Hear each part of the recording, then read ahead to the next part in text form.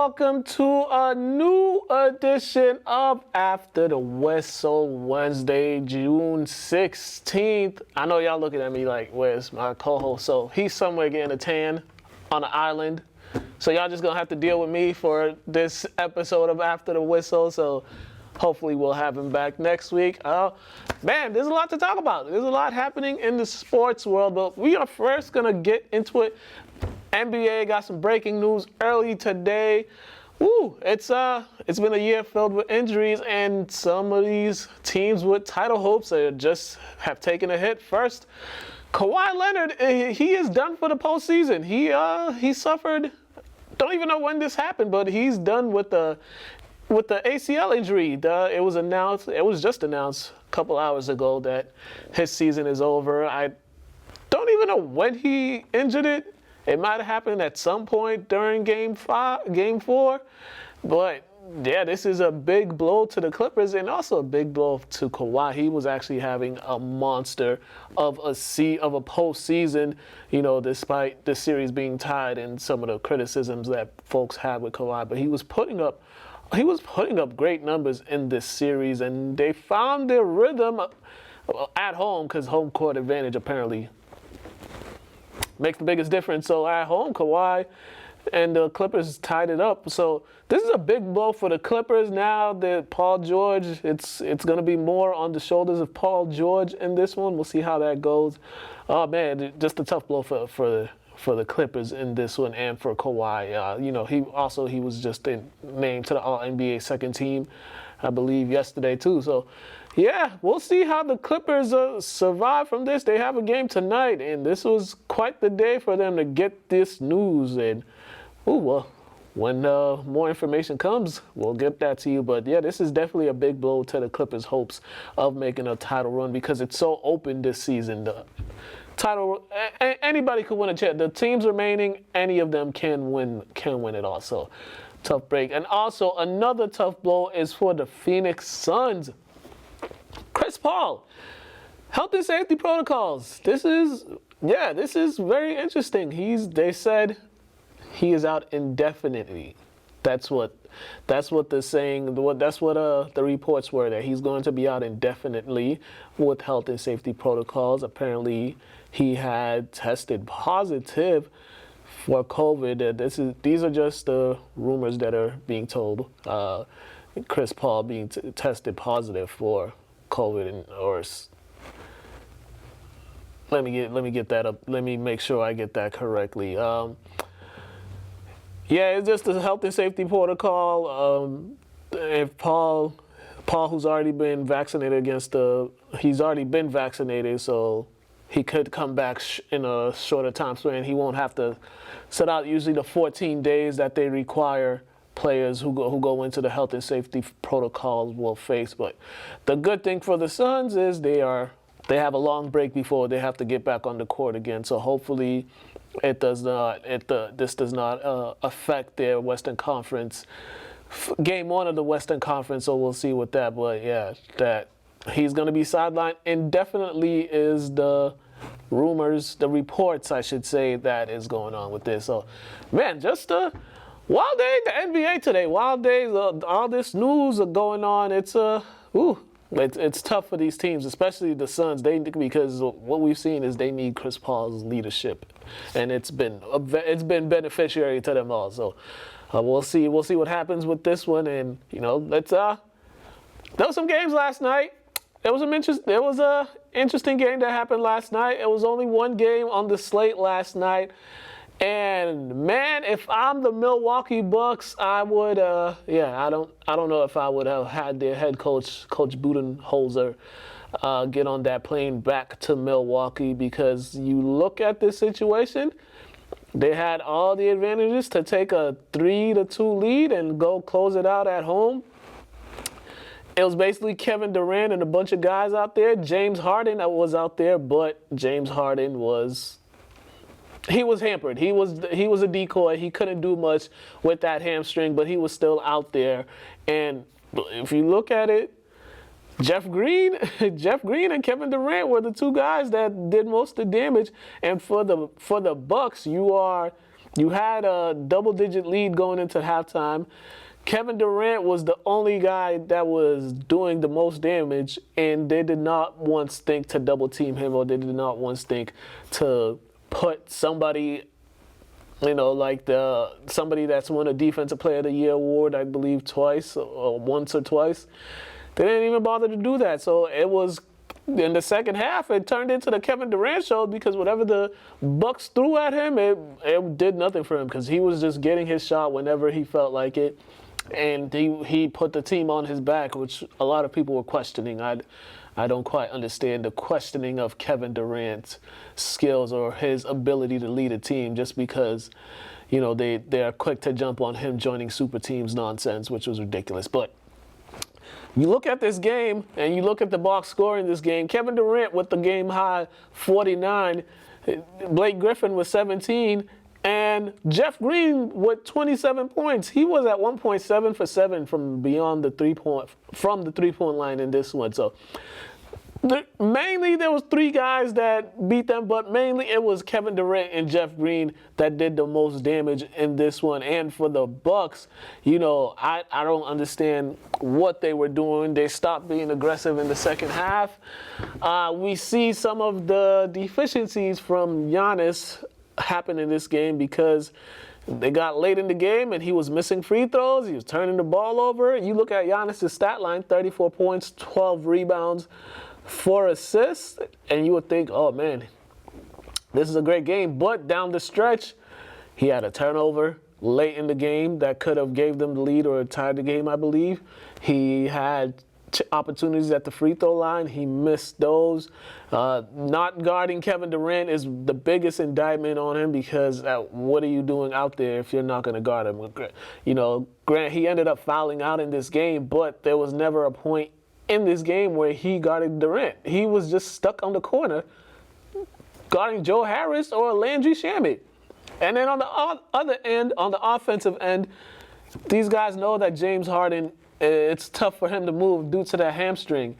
And for some reason, they could not do anything to expose that. I mean, kudos to James Harden too, because when they did try to do something against him, he held his own, and he did not become a liability. He made great defensive plays.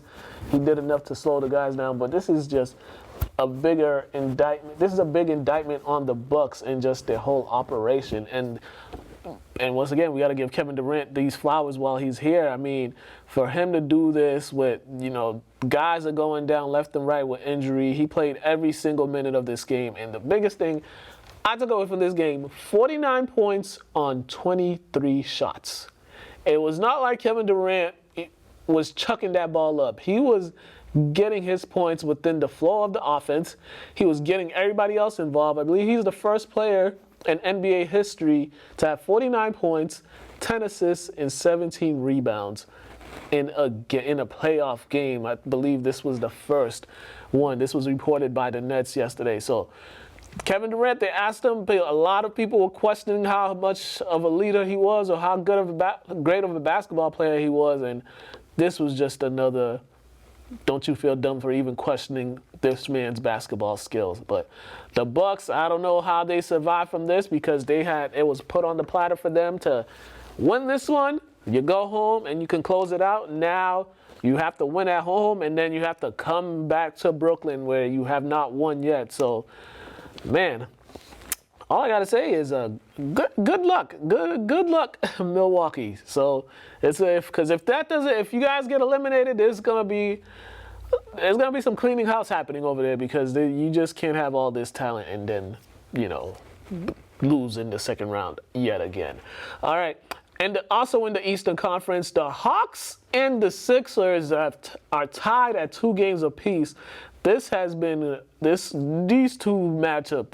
between these two teams has been quite interesting. I believe the Sixers, game 4, the Sixers had ample opportunities, but they just fell apart in the second half. Joel Embiid, he was 0 for 12 in the second half. Pretty much nothing, missing wide open layups. He just looked like a shell of himself after having such a great first half. And then the Hawks in the second half, they didn't have best first half, but in the second half, they definitely came to play. And you can't keep them up. They stayed in the game. Philly let them stay in the game. You know, Philadelphia scored 38 total points to the Bucks 54 points in the second half. 18 points in the fourth quarter for Philly. Their offense went stagnant. They just didn't know what to do. Your second best player, who's supposed to be Ben Simmons, still can't make a jump shot, and there's a liability on the free throw line. Whenever they put him at the line, he just it's not, you know, it's costing them games. It cost him this game because he got opportunities at the free throw lines and he just was not making them. 1 for 5 at the free throw line. You got to make your free throws, especially in the postseason. Every possession counts. You got to make your free throws. And then Embiid for that last possession when he had the layup, then he just missed the layup that he normally makes. It was terrible for the Sixers too because they were bullying.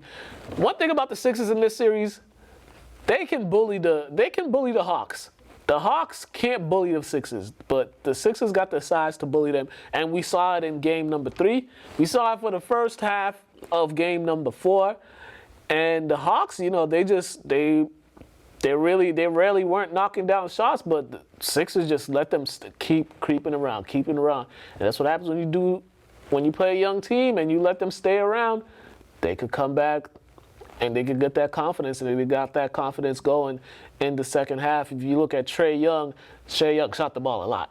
Trae Young was 8 for 26, 3 for 11 from the 3, but he had 18 assists with his 25 points. The thing with Philly is Philly has 3 guys that were on the all-defensive team, first or second team. They have 3 guys.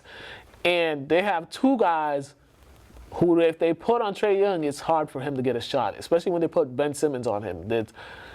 Trae Young is one skilled player, but you got a guy 6'11", and you're probably 5'10", 5'11". It's going to be hard for you to get a shot off on a guy who's 6'11", and he's an all-defensive player. But Trae Young found other ways to get his teammates involved, and he made some shots late in this game for them to win it. So this series is tied at 2. Philly really could have taken control of this series, but, you know, this is my thing with Doc Rivers. This is what a Doc Rivers led team looks like. They're always blowing these leads. Doc Rivers has too many of these on his resume. He has a lot of these blown big leads. You know, we saw it last year in the postseason. We saw it during his time with the Celtics. I mean, we saw it in the last time he coached a finals game in a Game 7. So, Philly, if you don't win, if you don't take the confidence away from these guys tonight and get during Game 5, then there's a big chance that they'll go back to Atlanta and close out the series, because what Atlanta doesn't do is take their foot off the gas. Philly took their foot off the gas, and that's why we now have a 2-2 series in this one. They will be playing game number 5 tonight in Philly. We'll see how these guys bounce back. We'll see how Embiid bounced back, because the second half for him was just a nightmare. He was just not good at all. Maybe it's the injuries, or maybe it's just a lack of focus, but I've seen even with the hobble Joel Embiid, these guys don't have an answer for him. So we'll see what happens in this matchup. All right. And at the Western Conference, we have the Phoenix Suns, the emerging Phoenix Suns, the young Suns. These guys are the hottest team right now in this postseason. They've made quick work of the Denver Nuggets, and it was a collective group effort in this one. The Suns are an actual team. These guys are really an actual team. The way they play, the way they get everybody involved. Chris Paul and what he's done. Granted, he's out now, but hopefully he can get back in time for Game 1 of the Western Conference Finals. And it was also interesting, the defense that they played on Jokic. Jokic in Game 3, he had a 30-20 triple-double. I think he had 30 points, 20 rebounds.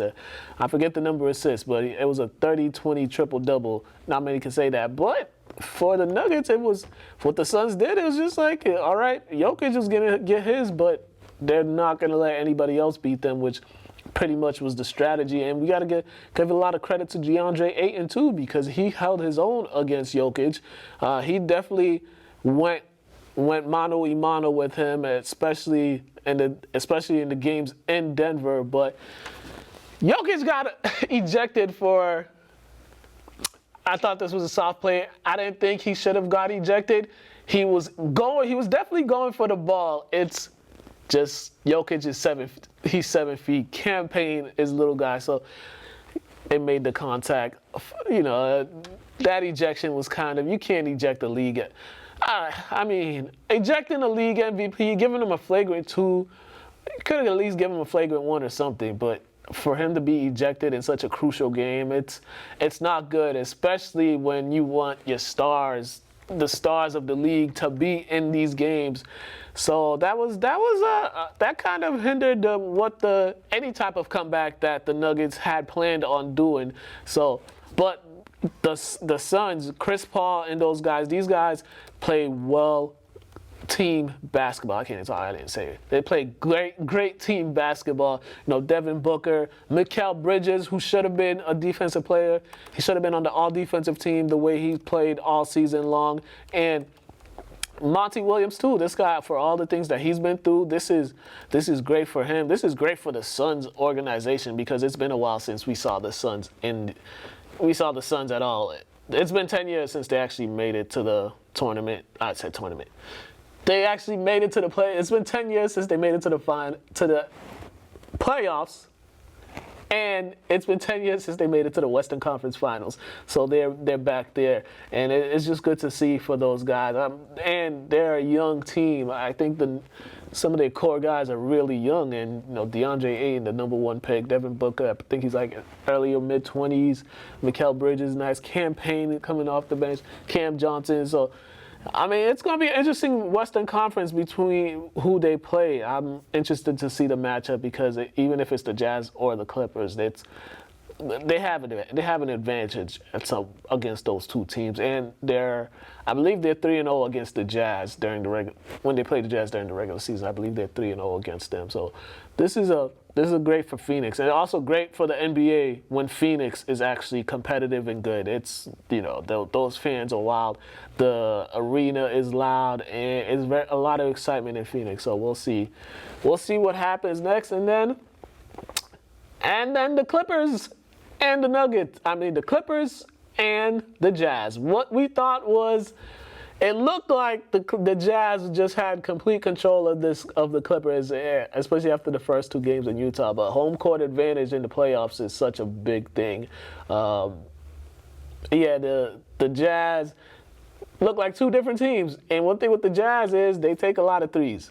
And when you take a lot of threes, it's you're either living or dying by it. And they were, I think, Game 3 they made like 12 out of 40 or some crazy number like that. It was shooting a low percentage, like in the 20s.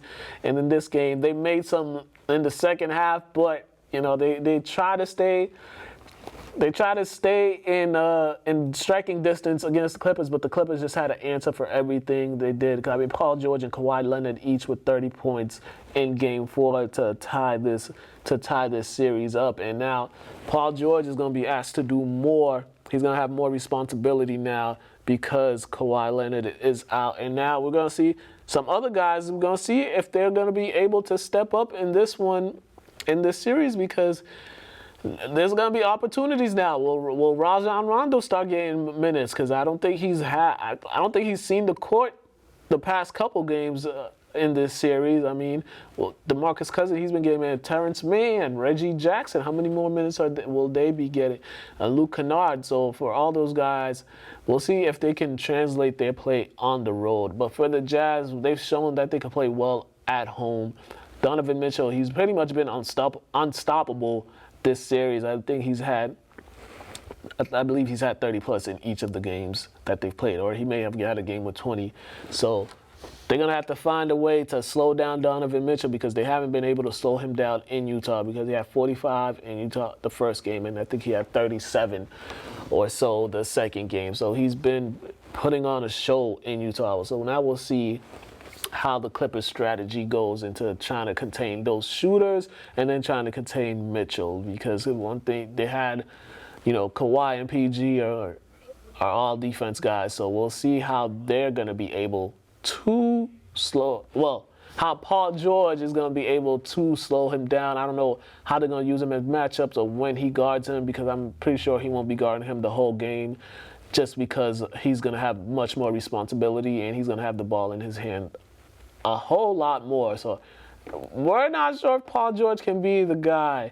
We're not sure if Paul George is that guy to just carry the load like that, but we are going to find out. And I'm excited to see what happens in this one. So game number 5 is tonight at 10 p.m. in Utah. So we'll get you those. And then I believe game 6. By the time we come back on air, the series will be over, and we'll see if this injury to Kawhi played a role in it. So that's all for the NBA. We got a lot of highlights coming up for you guys. So let's go through our first one. Lights Out Gym Summer League is underway. Week 2 began on Monday, so we were over there. Check these highlights out from Monday's games.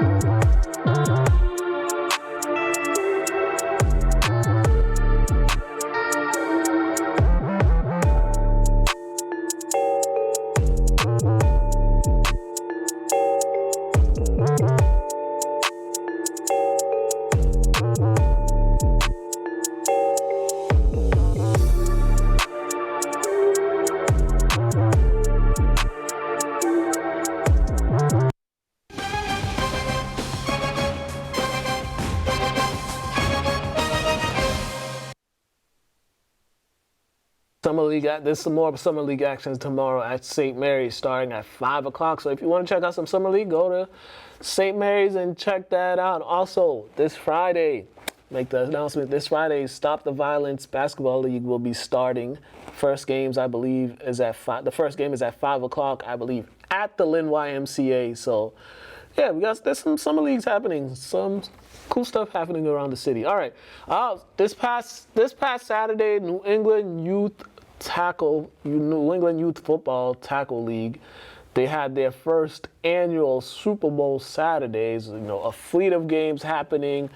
2 teams from NEYT were playing. Top Gun Academy's 8U and 10U teams were in action, and both of them got Super Bowl victories. Check the highlights out.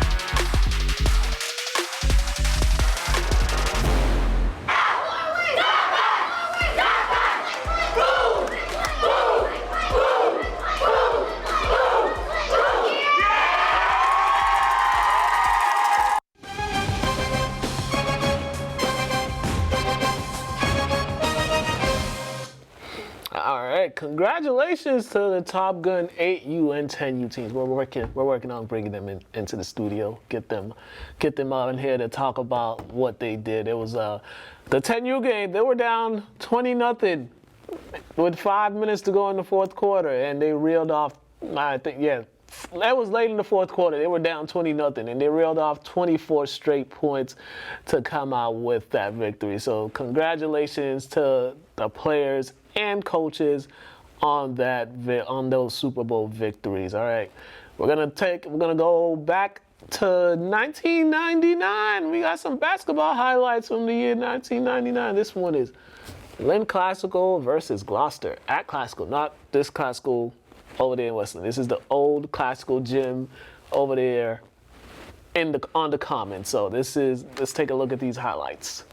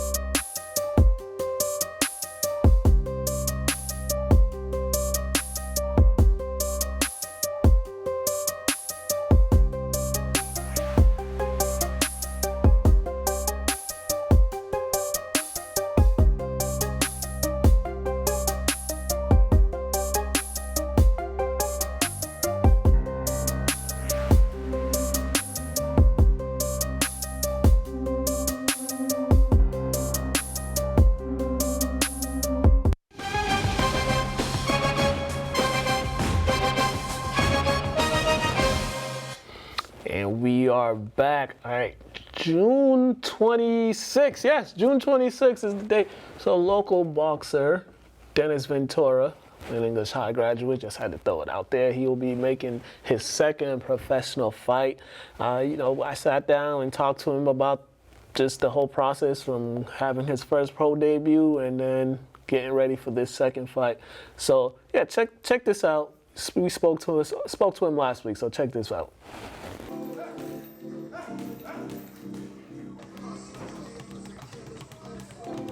I had my pro debut May 29th down in Dominican Republic in Mao, a city in Dominican Republic called Mao.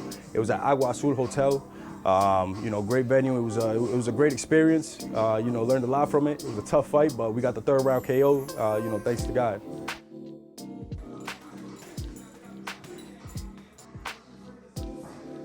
My mother actually was the one that found the boxing gym for me because, I was getting into situations outside of school and stuff like that when I was a teen.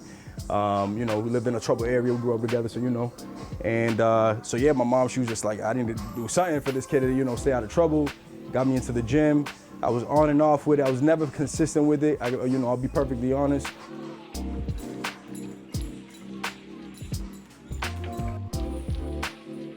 Working with him and his other coaches like Hector Bermudez, that he would come from another gym and just letting him train here to get his development to the next level. Him trusting me with that, it's a pleasure. When I came back to it at 23, what the reason was actually focus on my health. When I focused on my health, I started losing the weight and I started feeling so much better. I was like, I got to go at this one more time. It was great because it pushed me in the direction of Hector Bermudez, who I owe a lot to because, again, it was mid-pandemic. Hit this man up and he reached back and it was the rest is history. Can't wait to see where we go. Working with him is wonderful. He listens, he's coachable. The most important thing that he's coachable and his development will make him where he wants to be and become. I don't remember his actual name, but I do know that he seems to be a good opponent from what I've heard. I've asked around, and he seems to be solid, and we'll see how he holds up. So the motto that I'm actually going with is, beast mode to God mode. You know what I mean? I came into this a beast. I already knew I was a beast. You know what I mean? But now I feel like we elevate into to God mode, as I call it.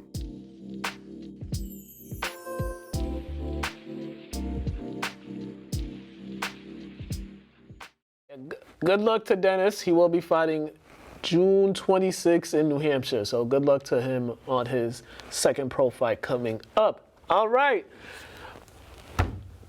Athletes Corner, actually.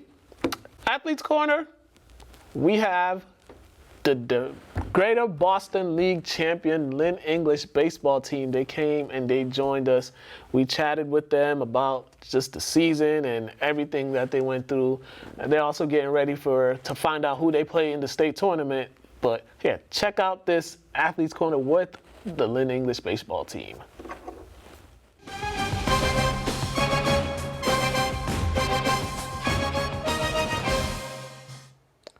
Hello and welcome to another edition of Athletes Corner, and today we have the Greater Boston League champions, Lynn English Bulldogs, here with us. I'm gonna let them introduce themselves because there's so many of them and there's an audience, so we'll start here. Hi, my name is Junior Santos and I'm the assistant coach at Lynn English High School. I am Brandon Flasco, sophomore catcher. Esteban Paula, head coach. Yordi Contreras, I play second base and I'm a junior. All right, guys. Not a short season. A very unusual season. Didn't play last year. Started off this season with some unfortunate news. Just talk to me about everything, Coach. Getting to this point with the season starting and then the end of it. Just talk to me about all that you guys been through the past year. Well, I mean, it was kind of very hard last year, that we didn't have a season because most of these guys, that didn't have the experience, to play in the varsity level. So I knew, coming as a new baseball head coach for Lynn English, I knew that it was going to be a little bit hard, to put the team together, I know that we were going to have a little adversity, in the beginning of the season. But thanks God, the team got together, we become as one, and we did a pretty good job, by the end of the season. As for coaches, what is it like just trying to put this all together in such a short span? Because you couldn't get the normal time with the players that you guys could have, and it felt like everything was being so rushed. In every game, it was like game after game after game. Just talk to me about this whole getting it together. As a pitching coach, my role is to make sure our guys is ready due to the situation we had with the COVID. This guy had some restriction about pitching. So I told the guy that we never know who we're gonna need to step up, but we came close together. We keep growing little by little. We're pushing our day, getting better. And for players, how was it for you guys? How was it just getting acclimated to the season, getting ready for the season? Talk to me about the off season and then getting ready for the season for you guys. What was that like for you two? Off season was long, real long. You couldn't really adjust to anything. You just kind of had to go with the flow. That's basically all you had to do. Yeah, I feel like the hardest part was not knowing if we were truly going to have a season or if it was just going to be like last year. But I mean, I give a lot of credit to the coaches. We've been working hard since the off season, so like the chemistry was already there. It was like nothing new. So when the season already started, we were already ready to go. I mean, Yeah. And talk to me about the season. You kind of talked off camera about that little loss I had early on. Yeah, the season, it didn't go as we wanted it to go. Not everything, in baseball, not everything goes as planned. So we had our ups and downs, but, at the end of the day, everything clicked when it needed to click, and, that's what matters. For you, what would you say was the game that you guys kind of clicked for you guys? I don't know. I missed almost. I'll say. I feel like the loss that we had against Mike for the first time, that really woke us up. Because right there we saw, because we weren't playing our best baseball and somehow we would still win. And when we lost that game, I feel like we really needed that to wake us up. And after that day, we started playing way better baseball, and then that's when, things started turning around. For you coaches, what did you guys see? What did you see from them as the season progressed? Where did you see them get better as you guys progressed as a team? I think the team, we start getting better when we lost against Revere, the second loss. Mm-hmm. You know, then when we play against Everett, you know, that's when everything click. You know, when they step up, you know, they start to execute when we need to execute, you know. And I think in that game, when I saw the end of that game and the beginning of the next game, I say it's gonna be a good weekend because we were supposed to play. We played 4 days in a row, and we won 4 games in a row. But after that game, the Everett game, after that game, and then started the next game, I say, I think we are where we need to be. Can you talk to me about, you just said playing 4 games in a row. Normally in a season, you'd have certain days off. You wouldn't be playing so many games in a row. Like you have a home game, then you have to travel. And also being in the GBL league, you guys are going further than normal. You're not going to like Medford, to Swampscott, Salem and that. You're going like Medford, Somerville, Everett. Just talk to me about that, just in having those consecutive games. Well, it was tough. It was tough role, but I think with the training that we did and the workouts that we did, our guys are mentally prepared in any situation, and we are just gonna go and perform. And you know how bad traffic is, so sometimes we were delayed with the bus, but our guys, I feel very confident that we're gonna step up, and that's what we did. All right, now talk to me about the GBL Cup, the GBL tournament. Everybody could go down the line. Just talk to me about this cup. Talk to me about the games played, and talk to me about the championship game. We can start here. So we knew it's gonna be a short season, and we knew that it depends to us, depend on how we perform, because if we started slow, the season was gonna be over. Yeah. So if we started hot, the season was gonna be fun. So it was tough. It's very tough. It's a great division. We're new to the conference, and we performed well. And the end results, we became champions. I'd say it was the best thing we could have done. Switching into that league and becoming the champions first year running. Nothing better than that. I mean, play with first game against Clásico. That was an unbelievable game, you know, beating Clásico 3-2 with a walk-off double by Cloudy, our shortstop, one of the best hitters. And then the next day, these guys, they were ready to go, you know, play against Medford. We lost against them the first time, tough loss. So I think it was very sweet, you know, beat them in the final. Yeah, like he said, I mean, it was a really fun tournament. First game, facing against our rivals, Classy, and it was a pretty tight game, you know, 3-2, and then on a walk-off. And then the next game, you know, the team that beat us by a lot, you know, we knew that we had to come prepared because they were going to want to beat us again, you know. So we knew we had to come ready, and yeah, so it was a pretty... Now correct me if I'm wrong, y'all beat Clásico 3 times this season. Twice. All right. Close games. Because there was a doubleheader you guys had. Was it a doubleheader that you guys played against them? Or was No. Just one game. One game. Gotcha. I mean, it sounded better if y'all beat them 3 times. What's next, though? Are you guys still playing? Is there some more games that you guys have coming up or tournaments? Yes, we got a state tournament. Now we're just waiting to see who we're going to face for the state tournament. And it's also interesting, too, that baseball is the only league, the sport that actually is having a state tournament. Am I correct? Which is really interesting. Very interesting, especially this late in the year. How do you guys feel that you guys are ready for that? Oh, we'll be ready. We're ready to compete with anyone we come across. Yeah, we feel really confident going up, you know, in the States, especially the way we've been playing, you know. Feel really confident going. Yeah. Now, correct me if I'm wrong.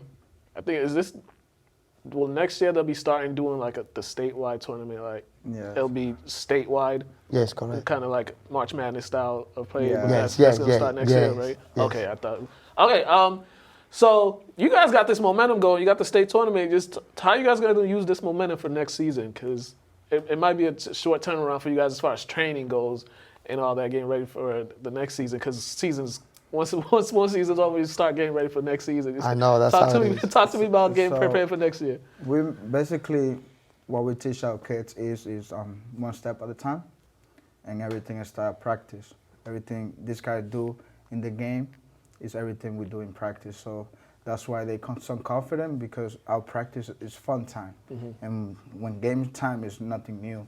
And I feel very confident. And it's baseball. You never know. Yeah. It's a crazy game. Definitely. But every guy is healthy. We got the MVP of the league, Angel. We got the shortstop. We have good catching. Our field is amazing. This kid put hard work, all of them, and I'm very excited. It's gonna be a fun time. Definitely. And you guys had a cool moment because the former coach passed away before the season started. You guys went over to site with the trophy, and tell me about that. Just doing that. Well, I think it was a pretty good moment, take the trophy, Coach Grave. It was amazing because I know the love that he got for the guys. He loved this kid, he was working so hard, every single day when we were on the baseball field, off the field too, make sure guys, take care classes and all that. And I think, wherever he is right now, I know he feels very proud of this group. And we did it for him, we did it for him, and we're gonna keep doing it for him. Every single year, we're gonna keep doing it for him because for the love that he got for the program, he's amazing. For you young guys, how was that just for your season before your season started to get that news, and how were you guys just be able to just mentally stay focused, because that's a lot to ask for high school students, to ask of high school students, I should say. I mean, it was tough news, it was heartbreaking because I remember it was like the other day, we were seeing him, we were talking, whatever, everything was normal. Then quarantine happened, and just to get that news, it was like, wow, like, it was just a blur, like, it was crazy. I mean, it didn't even feel real. Yeah. But, Yeah, when we all found out, we were all in the middle of a fall ball game in Linfield. And after we won that game, kind of shut us down a little bit. Yeah. Found out one of our good friends, great coaches, passed away. Yeah. So it wasn't the best feeling in the world. It was very tough. It was extremely tough, but it's a wake-up call for the guys to not take advantage of anything, to just take care of the simple, just be a good friend, be a good student, be a great son, a great daughter, it's simple stuff. And it's just a wake-up call to let the guys know how short life is. And since day one, Coach Marlin is always in our prayers before games. We always talk about it, and we playing for him. Definitely. And do you know, when does the tournament start? Are you have the dates for when the tournament starts? Or are they still trying to figure that out? I'm not pretty sure right now, the AD, he gonna let me know. Okay. From the school, he gonna let me know when we're gonna start. All right. Well, you got our support. There's a whole audience over there. We're going to get them on camera, too. We got to get these guys on camera, too. Y'all can just walk around and get on set. Don't be camera shy now. I saw y'all over there on TikTok. Not going to walk around. Walk around. They're about to get on camera. It's the whole team. These are our second champions that we've had in this studio. And both are from Lynn English, so Lynn English is breeding champions around here. It's out here. Some of these guys out here. some of them acting like they don't want to be on camera, man. Right, this your time. All the girls gonna see you guys, and it's gonna be good for you guys. You know what I'm saying? Coaches. Lastly, anything you want to say before we get out of here? Just tell the people anything you want to say. I feel like Coach Esteban himself is our World Series champ in college. He got experience. He got 2 rings, and we just bringing the winning mentality. And this guy, the pioneer of it, and just gonna be very excited. We feel the future is very bright for our school, and I'm very excited for the kids. Yeah, as you can see, Lynn English is breeding champions. They got only school in the city getting champions. Y'all want to plug in y'all social medias? Yodi Contreras 2 on Instagram. You can follow me. I'd go on Instagram, Brendan.Flaska. All right. Y'all want to shout out y'all Instagrams too, or nah? It's all good. This guy was here he's been here before. Last time I saw him, he didn't have those hairs. So, man, we want to thank the Greater Boston League champions, Lynn English Bulldogs, for coming here. We really appreciate it. Make sure, whenever they announce the schedule for the state tournament, I'm sure they could have fans. So make sure you go out and support them. Hopefully they bring a state championship in. So that'll be great for the program. And yeah, we just appreciate you guys coming, taking the time. Y'all officially done with school, right? Almost. Tomorrow? There you go, man. one more day. One more day? Well, I was going to say something else, but whatever. All right, you guys been watching Athletes Corner, Lynn English Bulldogs, Greater Boston League champions. I'm out of here. Have a great day, everybody. Thank you.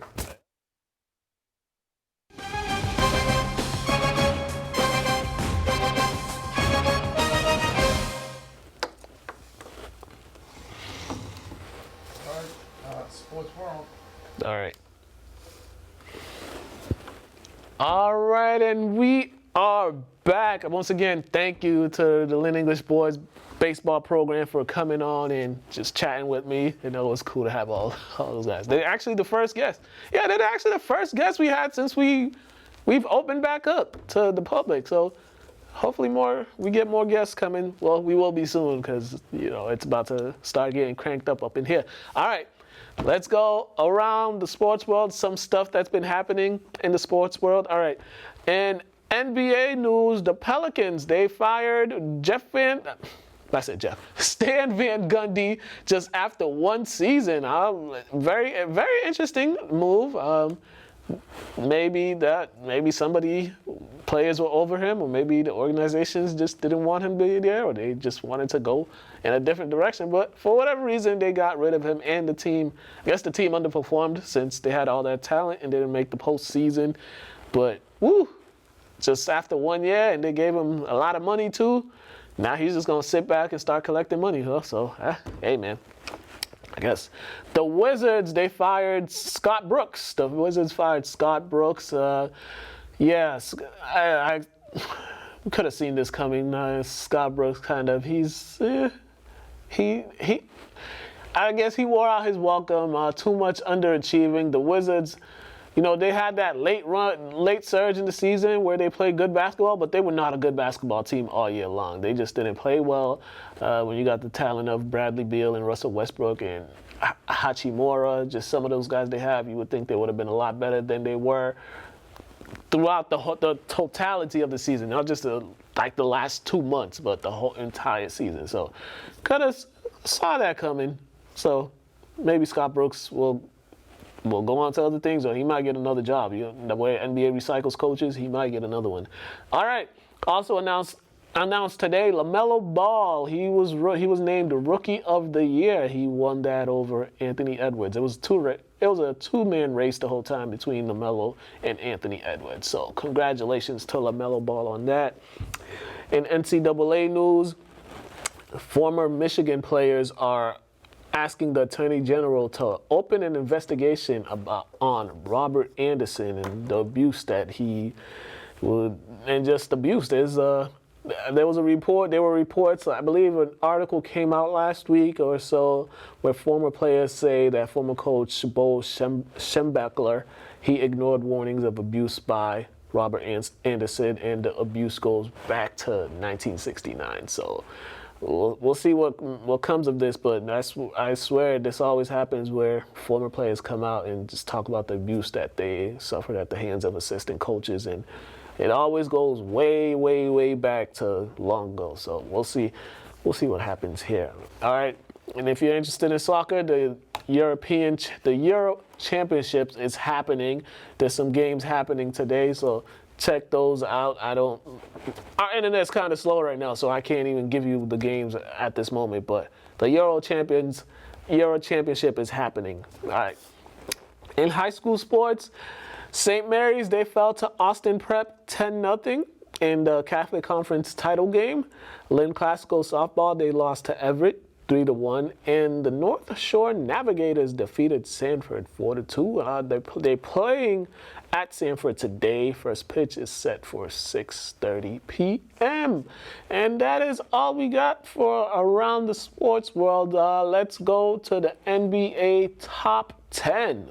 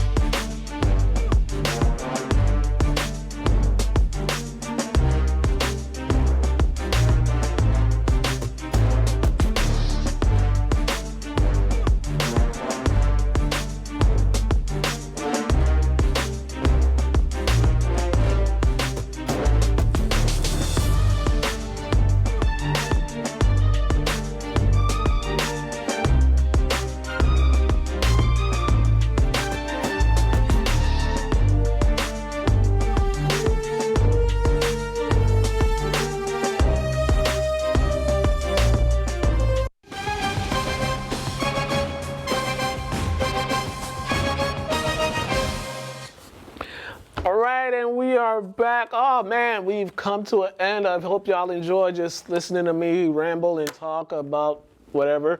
Hopefully this guy will be able to get on next week.